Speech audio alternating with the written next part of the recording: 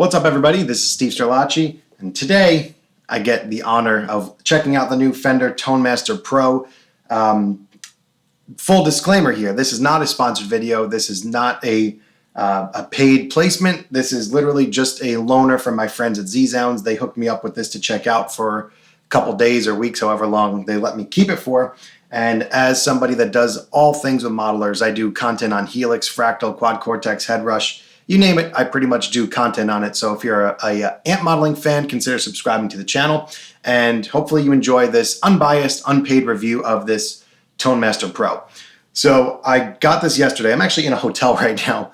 One of my friends is getting married, and this literally arrived at my door as I was leaving. I took this to the hotel. I just threw up a couple cameras here, and now I'm going to run through a bunch of this stuff and give you my honest thoughts as somebody who has experience with all of the modelers and somebody that was skeptical of this at first, and I'm curious what I'm going to think of it after this review. So all I've really done was updated the firmware, got the desktop editor going, and played for like 2 seconds just to make sure everything was working. So you're getting kind of a first-hand view, a first experience with this product. I'm monitoring direct. I'm recording USB straight into my DAW using my Audio-Technica headphones. By the way, all affiliate links to all the gear that I use are below. Please check out Zzounds and do some shopping there because they are the ones that are loaning this to me, and I'm also affiliate of theirs. So if you're going to buy some gear, check out Zzounds. Obviously, we got the big touchscreen. I'm sure you've all seen and heard a bunch of stuff about this already. So being someone that primarily uses Helix, obviously this is all very familiar. The fonts and the coloring here is very similar to Helix. They got the foot switch mode over here that takes you to your foot switch changes. Cool thing, obviously, we have the encoder knob, so when you select your parameter, you have this real-time adjustment with the knobs. I like that on the Fender amps here, we have the speed and intensity and the reverb, so it's actually, I think, the only modeler that does that, where they're including all of it. Typically on modelers, the reverbs and the speeds and the intensities of the tremolo are usually separate and not included in the amp model. So right off the bat, that's pretty cool. The cabinet section obviously is very important. They have this interesting mic setup where you can kind of place your mic in space wherever you really want it. You can check out all the different mic selections. And can you do dual mics? That's a good question. I don't see a way to do dual mics. That would be nice to have, where you can combine two mics, but I guess we're only using one mic here. You have your on-off axis here, high cut, all nice stuff. But I think that for this price point, a lot of this is going to be critical of the price because I do think that it's very expensive for what it does. No dual cabinets, no dual speaker, no dual mics. So that's definitely something that's a concern of mine because I usually like to blend a 57 and a 121, and I don't see a way to do that. The preset selection stuff is really nice. It's meant to be, it's not going to be able to do scenes or snapshots or anything like the other modelers can, but it's marketed as being fully seamless when you're switching presets. So I'm going to...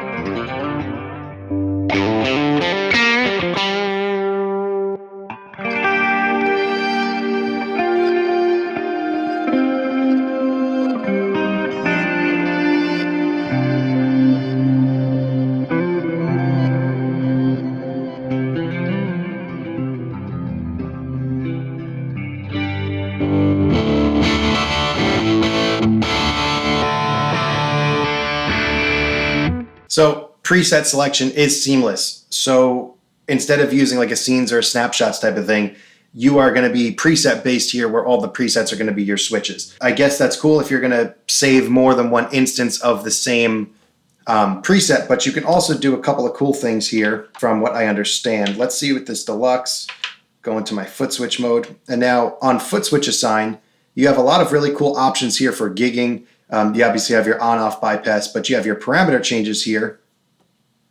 You want to select your deluxe reverb. I want to hit OK. And now say I want to make a solo boost button. I want this to be standard at, well, let's see where it's at first to start. Before we do that, let's check out where our volume is to start. So our volume is about 4.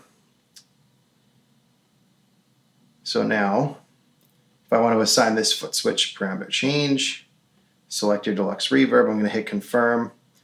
Volume is at 40% to start. Okay. Oh, hold on, I want to go back one.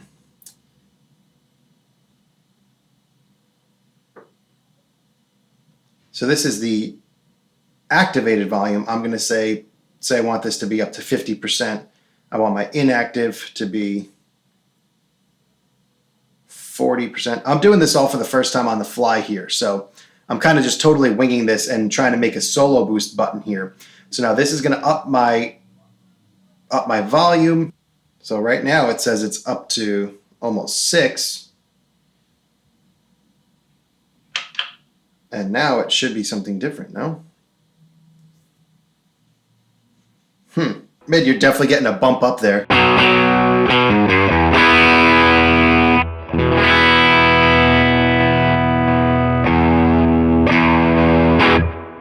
Let's also make it engage. I'm going to go back to this foot switch. Let's add an on-off for the Prince of Tone. And let's see if this is going to work. Great. So now I have a multi assigned here. You see it says multi. And now should be my clean sound.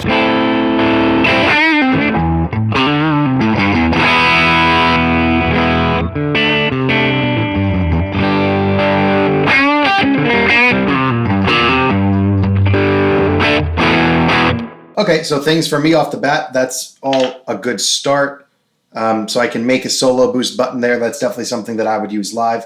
Pretty easy to set up. Again, this is my first time really checking this out, so I have no experience doing this yet. But I do like that you can have it. Heck, is this all we can do? Can we only have 4 assignments per foot switch? So for something like scenes or snapshots in the other modelers, you can assign a lot of parameters. It looks like you're limited to 5, which you can do a lot of flexible things with. You can do a lot with 5 parameter or on and off bypass assignments. But again, for the price here, that might be a little bit limiting compared to the other options out there. Let's just browse around a little bit. I'm going to go back into preset mode.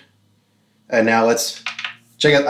I'm not an EVH player at all, but this seems to be a big marketing push for them, is that they have the officially licensed EVH models, which is kind of a weird marketing point for me because they own EVH, so obviously they can get a fully licensed thing for that.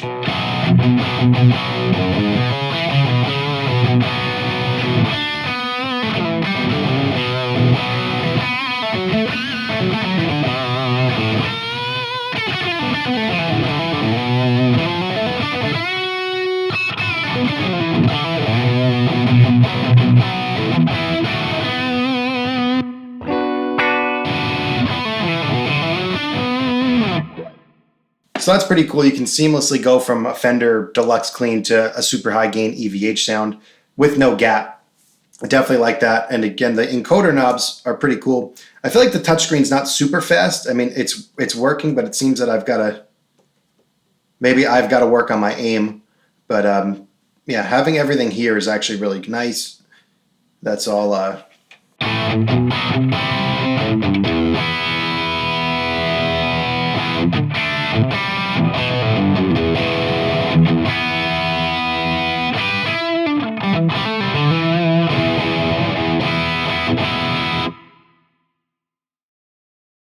So yeah, this doesn't have 2 mics either, so I'm going to assume 2 mics is out.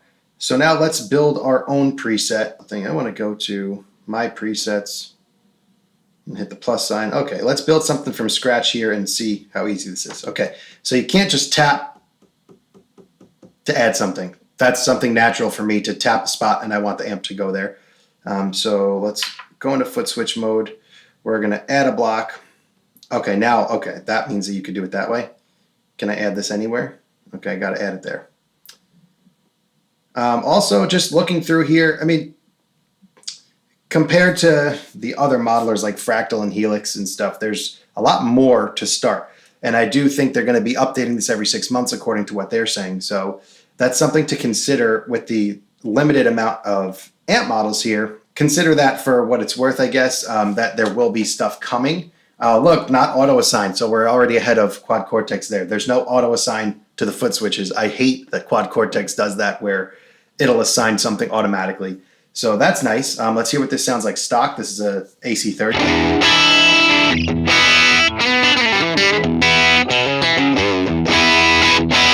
Probably a little bright. Let's go in. It's like I'm tapping it. Am I too fast? Like why are we not working there?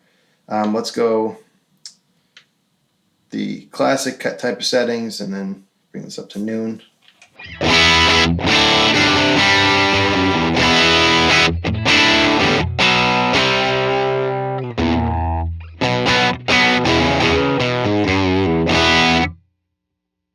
I can't fool around with jumpering this, I guess. I'm assuming there's a graphic there. I guess you can't do much with that. I'm going to cut a little bit more treble out because this is pretty bright. Let's check out the cap situation. Okay, so we're on the cap edge with the 7B. Let's try to warm that up a little bit. Let's try the 414. And we're going to put it up here.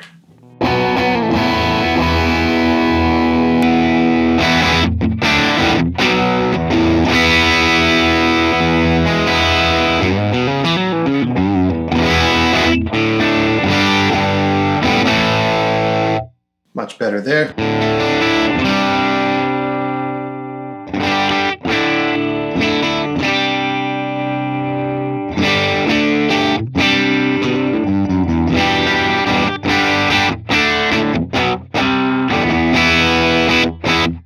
I guess that's a decent starting point for an AC30 type sound.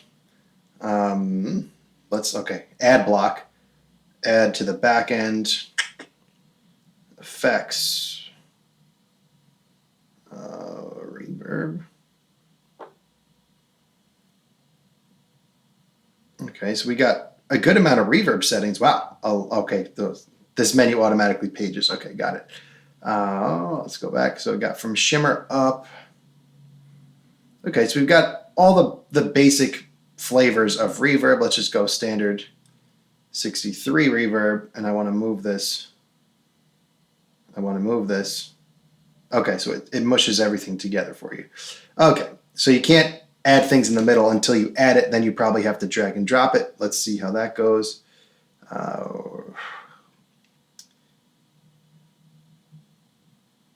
Let's add a delay. And now I want to switch these. Okay, so that worked out.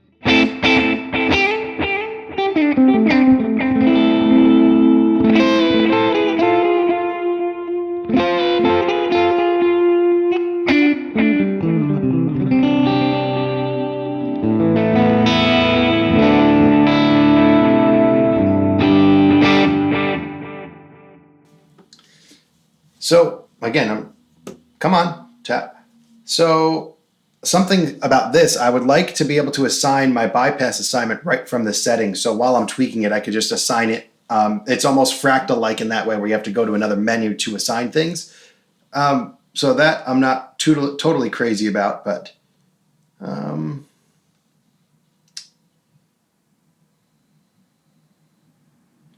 yeah, let's leave that there. And then we're going to need to assign this way, on, off.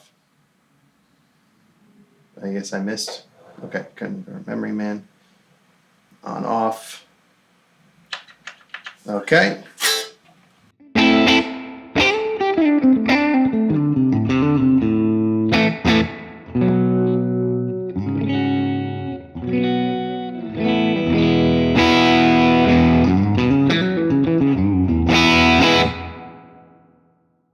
I mean, it feels all right. I wouldn't say it's not blowing me away right off the bat.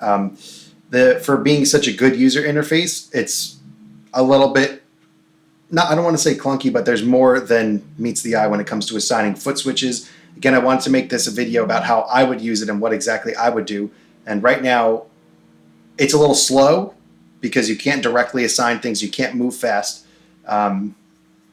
But yeah, it sounds pretty good, and it's easy enough to figure out without having to know anything. I didn't even watch any videos on this yet, really. So just coming in cold, my first thoughts of that. So far, it's decent. It sounds okay. And assigning things is a little bit annoying where you can't assign directly from the menu. Let's keep looking around and see what else we can find. So another thing, we have what's called gig view, which is completely useless.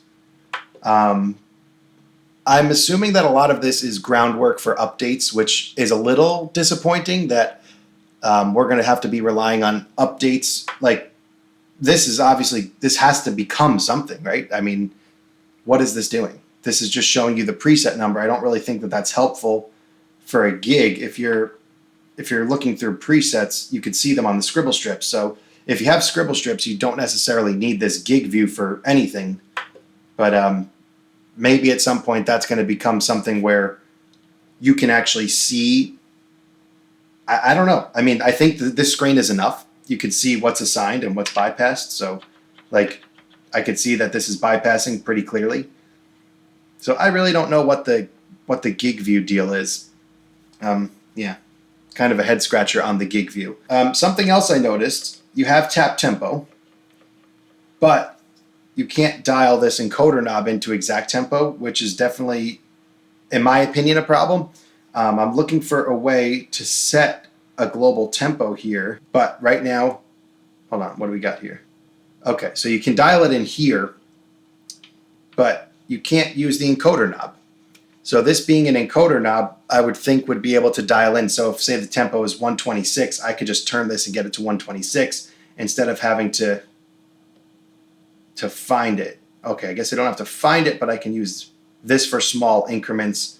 But I think the encoder would be a little bit more flexible as an always-on thing where you can tap and then tweak because it's not available until you tap it, right? So you have your tap and your BPM right there. But if I'm just tap tempoing and I'm like, okay, I want this to be 165, I want to just be able to do that. But now you have to do an extra step and then get it to 165. Okay, I guess not a big deal. Input settings, okay, so this is our signal path type. And this I don't think I'm a fan of because it looks like we can't flexibly route the way we want to. So we're kind of, you can pick one of these templates and work off it where you pick it's an instrument and a mic, and then they're going to merge together. Splitting an instrument, okay. So if you're somebody who wants to do parallel paths, it looks like you could do two. Let's see. Okay, so you could put two parallel paths in. Or you could have one series. And I'm curious how long this can go. And it looks like I've got just getting out of room here. I'm going to bypass that. Am I fully grayed out now? Okay, so that appears to be maxed out single series path.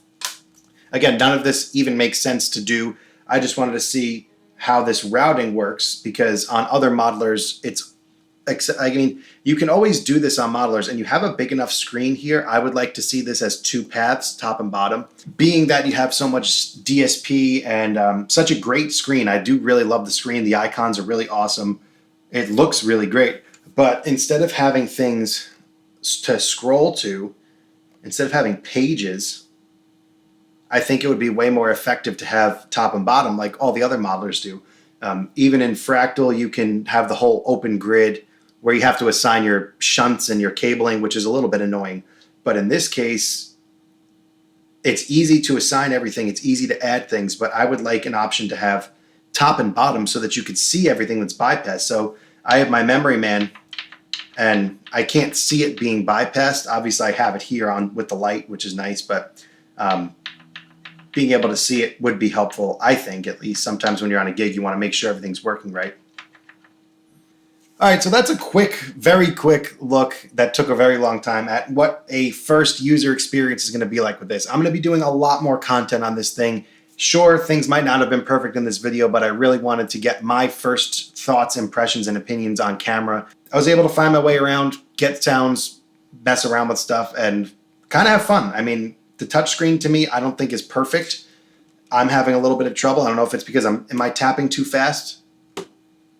Like, is that too fast or do I have to like really kind of be firm with it. That's something that I'm sure I'll get used to, you know, having to really press it, where I guess because I'm a New Yorker, I'm just like, I want it. But yeah, anything that you haven't seen in this video that you want to see from me, let me know in the comments below. So far, I'm going to say slightly overrated for the price. If this was maybe $800 to $1,000, I think it'd be right in the ballpark at where I think it would sit perfectly. But at $1,700, I do think that it's a little bit too far behind the 8-ball. You've got Helix and Fractal with years and years of experience in this game, and hundreds of models relative to this. This is fairly limited with the selection. I would think if it's coming out with a modeler that doesn't do capturing, it's got to be loaded with a lot more than what's already out there. Right now, if you buy an FM9 or a Helix in the same price point, you're getting a lot more models. And I don't know if touchscreen user interface is worth such a premium price tag. The encoder knobs are cool, but also I still have no problem using the Helix where there's the 5 knobs over here. I actually think it's a little bit more intuitive because the settings always pop up and you could just tweak them as you go. I miss the touch capacitance of the Helix, where if I have the basement selected or if something is selected, I could tap this and it'll bring up the settings for it. So that's something that Helix has over this. And Fractal over this, at least, maybe have a second page of effects, because you can add more than 8, right? I had way more than 8 before. Maybe have a way to get a second page of effects could be really great. Like in Fractal with the FM9, you have 2 pages and press hold functions. So the flexibility with Fractal is way higher when it comes to the pedal board assignability and things like that. And the Helix and Fractal both have scribble strips. Compared to Quad Cortex, I'd say it's a little bit more competitive with that, except it doesn't do amp capturing, but it does have the scribble strips. It has the encoder knobs. It's got the backlit knobs, the backlit knob buttons. So really easy to maneuver. I love how silent it is. Listen. There's like no sound at all when you do these switches. Another nice touch that there's no sound. But overall, so far, I'm not overly impressed. I think it sounds good. You can definitely get usable tones out of it, but I do think that it's behind the Helix and the Fractals that have been around doing this for a while and have had tons of updates under their belt already. And I think if they're going to do every 6 months with updates, by the time they're 4 updates in, there's going to be a new Helix, there's going to be a new Fractal, there's probably going to be a bunch of new devices out by then that are going to be doing capture tech, the Quad Cortex style turnable knobs. And I just think that it's gonna have a long way to go unless they start cranking out updates a lot faster and catching up to the other modelers overall. Let me know what you think about that below. But yeah, that does it for this quick review of this. I'm going to be doing a lot more content on this again. So if you're interested in seeing more Tonemaster Pro, let me know what you want to see in the comments. And yeah, subscribe to the channel if you haven't already. And thanks for watching if you made it this far.